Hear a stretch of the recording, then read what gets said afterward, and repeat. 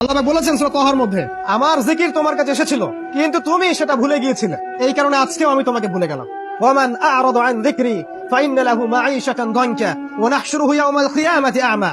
যে ব্যক্তি আল্লাহর জিকির মানে আল্লাহর এই শরিয়া থেকে সরে যাবে, আল্লাহ পাক তাকে অন্ধ করে তুলবেন কিয়ামতের মাঠে। সে বলবে, রব্বি লিমা হাশারতানি আ'মা ওয়া কাদ কুনতু বাসীরা। আল্লাহ আমাকে অন্ধ করে কেন তুললেন, আমি তো পৃথিবীতে দেখতে পেতাম। তখন সেই ব্যক্তি আল্লাহ পাক বলবেন যে তোমার কাছে আমার জিকির এসেছিল, ফানাসিতাহা, তুমি সেটা ভুলে গিয়েছিলে।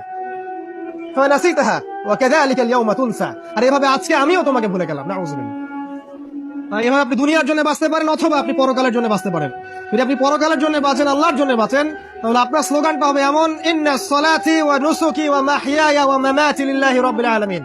আল্লাহ, আমার সালাত, আমার সিয়াম বা আমার কুরবানি, আমার সালাত, আমার কুরবানি, আমার ত্যাগ, আমার জীবন, আমার মৃত্যু সবকিছু লিল্লাহি রাব্বিল আলামিন, জগৎ সমূহের প্রতিপালক আল্লাহর জন্য। যদি আমরা আল্লাহর জন্য বাঁচতে চাই তাহলে আল্লাহ এবং তার রাসূলের সমস্ত বিধান মেনে চলতে হবে, দ্যাটস অল। এবং জীবনের উদ্দেশ্য ফিক্স করতে হবে।